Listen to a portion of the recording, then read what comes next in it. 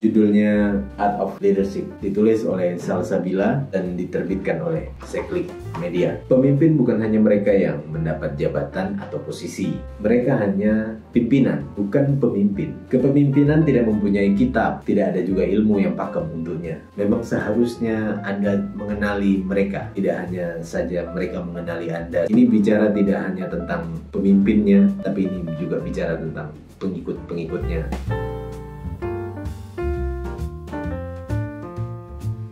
Halo semua, ya ketemu lagi di konten review buku saya. Dan apa kabarnya teman-teman semua? Mudah-mudahan ada yang sudah membeli buku lalu membaca, dan ya semoga ada dampak baik ya. Semoga ada mungkin perubahan yang baik buat kita, buat anda-anda yang juga sudah membaca. Oke, kali ini saya akan mereview buku. Ini bukunya, judulnya Art of Leadership. Pemimpin itu ada seninya. Ditulis oleh Salsabila dan diterbitkan oleh Sekklik Media. Ini cetakan pertama 2020. Bukunya baru. Sedikit gambaran, bukunya mungkin persis hampir mirip mungkin dengan kebanyakan buku dengan tema-tema leadership, karena apapun bentuknya, entah itu kelompok ataupun organisasi dan sebagainya, leadership, kepemimpinan, sosok seorang pemimpin itu sangat dibutuhkan. Nah, saya coba mereview ini dan kita mulai saja. Art of Leadership, memimpin itu ada seninya. Di sini ada 12 bab. Bukunya simple sekali. Maksud saya dari sisi tampilan simple sekali. Menurut saya merah juga oke untuk warnanya, dan dengan tema leadership kayaknya cocok. Kita mulai di bab pertama. Judulnya Pemimpin dan Kepemimpinan. Resumenya bicara komunitas, kelompok, organisasi, baik skala kecil maupun besar, bahkan seperti sebuah negara. Tentu sangat lekat dengan tema kepemimpinan. Tidak jarang kita mendengar juga kepemimpinan yang dijalankan dengan buruk. Itu tandanya menjadi pemimpin itu butuh kriteria, butuh talenta. Bab ini menjelaskan dengan ringkas tentang bagaimana teori pemimpin dan ilmu kepemimpinan serta pengaruhnya. Bab 1 ringan sekali. Bab 1 bicara tentang teori yang mungkin semua orang juga sudah tahu, ataupun ada yang bahkan sudah menyimpulkan sendiri tentang kepemimpinan itu. Ini masih teori. Dan dari bahasanya cukup bisa sangat dipahami. Saya pikir ini awal yang cukup nyaman buat Anda memahami, karena bahasa-bahasa di awal ini akan selalu dibawa nanti sampai ke bab berikutnya. Oke, bab 2, makna penting kepemimpinan. Resumenya, perubahan akan selalu menjadi tantangan untuk setiap orang, terlebih seorang pemimpin. Visi dan misi tentu sudah menjadi bekalnya, tapi integritas juga memegang peran penting, berikut dengan nilai-nilai positif yang mesti dipegang teguh. Bab ini menjelaskan tentang modal seorang pemimpin dalam membentuk karakter dan membangun pengaruh. Ini mungkin sedikit sama dengan yang saya bahas di buku sebelumnya, karena juga memang ada judul yang bertema kepemimpinan. Salah satu judul di buku yang kemarin. Persis juga saya sedikit menyinggung tentang pengaruh, dan di sini benar juga disampaikan tentang membangun pengaruhnya, berikut dengan karakternya. Oke, bab 3, siapakah pemimpin? Nah, resumenya, pemimpin bukan hanya mereka yang mendapat jabatan atau posisi teratas. Bisa saja mereka hanya pimpinan, bukan pemimpin. Karena pemimpin memiliki caranya sendiri untuk diikuti pengikutnya secara sukarela, bahkan mencintainya. Bab ini membahas tentang sifat dan kriteria pemimpin yang ideal dan yang tidak ideal. Anda bisa menemukan perbedaannya, lalu kemudian coba bandingkan dengan kita. Bab 4. Bab 4 resumenya, jika kamu dipercaya untuk menjadi atau sebagai pemimpin, itu artinya kamu memiliki pengaruh terhadap orang lain.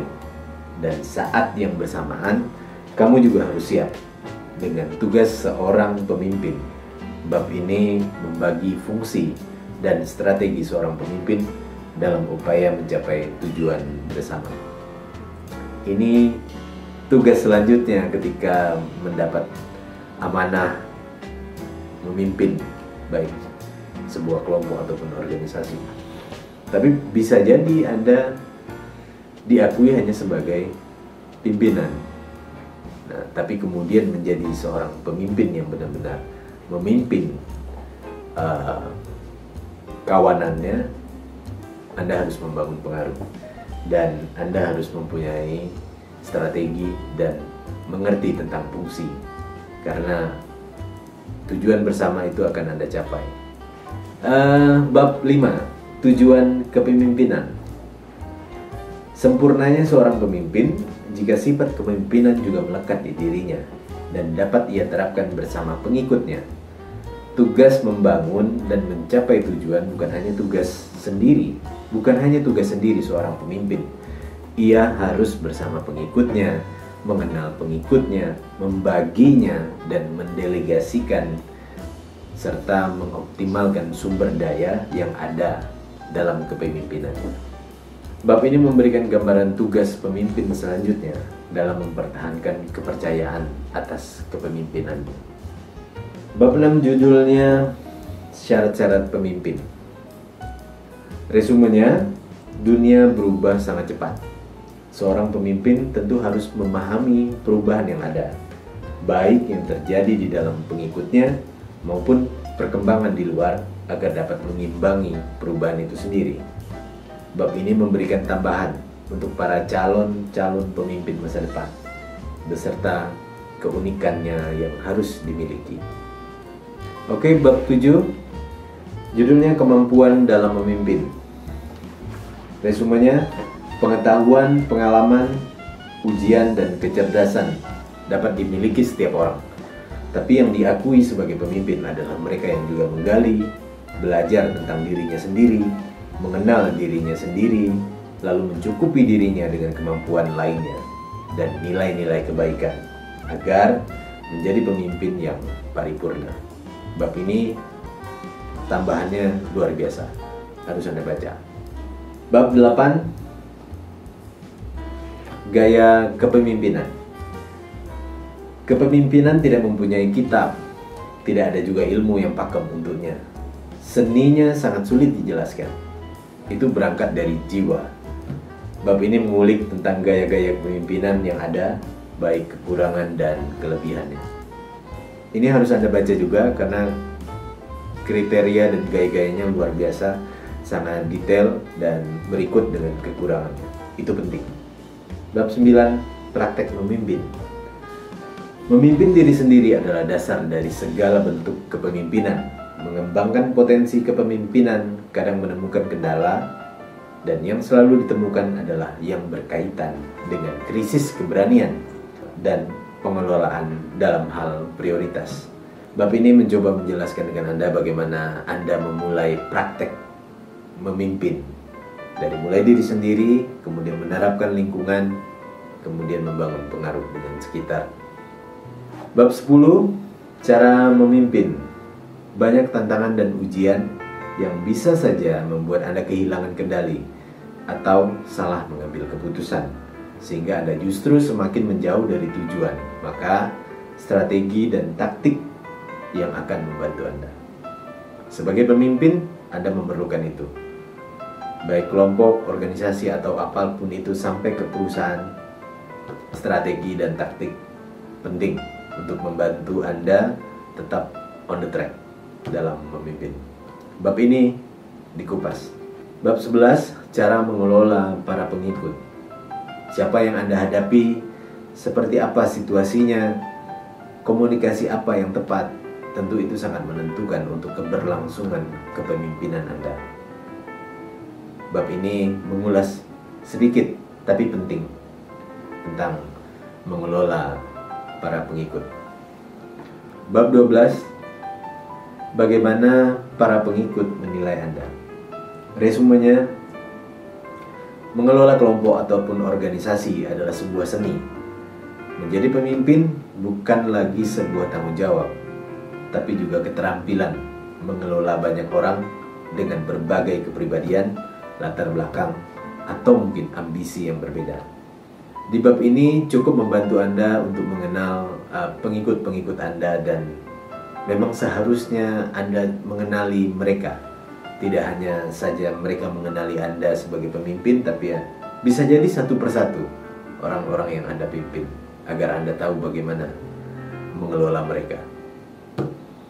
Oke, bab 13, seni mengelola tim. Di bab ini cukup berbeda karena di sini penulis hanya menceritakan tentang kisah seorang panglima perang bernama Zhuge Liang. Kemudian dia juga menjelaskan tentang pokok-pokok pemikiran Zhuge Liang tentang kepemimpinan. Itu saja. Tapi cukup panjang kisahnya. Pemikiran tentang kepemimpinannya juga saya pikir mendalam, karena ini kisah ini cukup lama. Bab 14, inspirasi quote. Ini tidak ada resumenya. Di sini hanya kumpulan-kumpulan quotes para pemimpin-pemimpin, para orang-orang besar.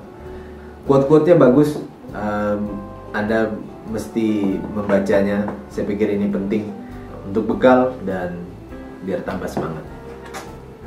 Oke, demikian review buku Art of Leadership dari Salsabila, Memimpin Itu Ada Seninya.